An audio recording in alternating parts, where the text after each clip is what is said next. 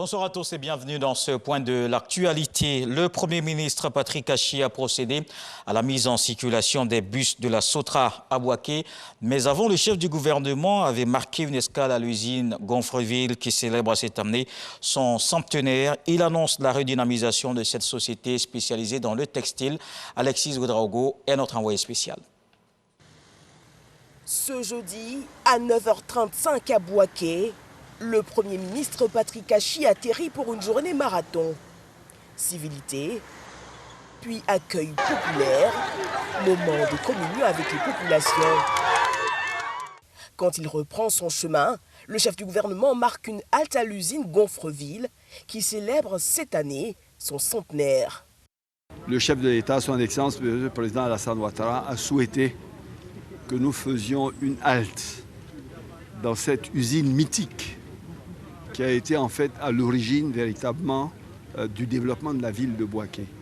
Les premiers pagnes qu'on a eus, qui ont été, je dirais, le symbole de développement de la confection, qui font aujourd'hui qu'on a les meilleurs couturiers, qu'on a les femmes les plus élégantes, les mieux habillées, sont partis de ce que ces premières unités de filature, de tissage et de confection ont fait la gloire de l'industrie ivoirienne.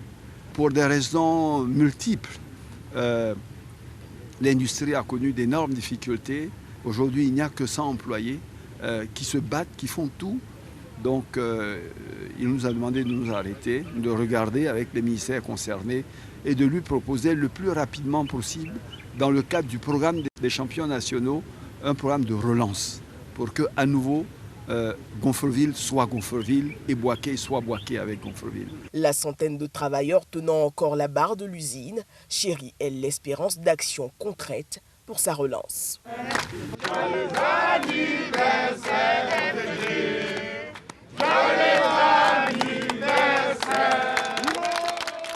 Et la ville d'Aboisseau a abrité ce vendredi la 4e édition des Journées nationales des chefs d'entreprise, une initiative axée sur le développement des régions et des districts. Le gouvernement met les projecteurs sur le sud-est ivoirien comme un nouveau pôle économique, pourvoyeur de richesses et d'emploi.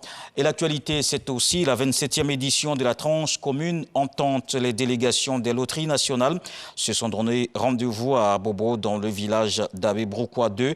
La localité bénéficie d'un centre de santé d'une valeur de 106 millions de francs CFA, ce dont s'inscrit dans le cadre des infrastructures communautaires offertes par ce ticket TCE au pays qui accueille le tirage des gros lots pour l'édition 2021. C'est la Côte d'Ivoire qui est donc le pays hôte. Dans le reste de l'actualité au Bénin, après la rencontre surprise entre le chef de l'État béninois et son prédécesseur Bouni Yahi, deux ennemis politiques en froid depuis 5 ans, les Béninois attendent la suite. À la fin du huis clos, Patrice Talon n'a pas répondu publiquement aux mesures de décrispation proposées par son visiteur devant les caméras. Bouni Yahi, lui, souhaite des mesures rapides. Il affirme que Patrice Talon a les moyens et le pouvoir d'aller vite. 48 heures après, des questions se posent. Le président Talon va-t-il faire un geste? Jusqu'où peut-il aller? Et quel est son calendrier? Le Soudan post-Omar el-Béchir tourne le dos au Hamas palestinien. Le comité pour le démantèlement du régime du 30 juin a annoncé ce jeudi la saisie des actifs de plusieurs entreprises liées au mouvement islamiste au pouvoir dans la bande de Gaza. Immeubles, hôtels, parts dans des sociétés, chaînes de télévision ou terres agricoles.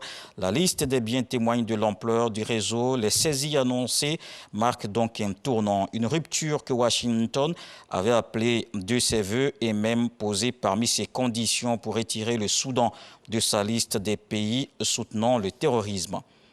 Et puis on termine avec l'ONU qui annonce des projets d'énergie propre valant plus de 400 milliards de dollars. C'était à l'occasion d'une rencontre des Nations Unies sur l'énergie.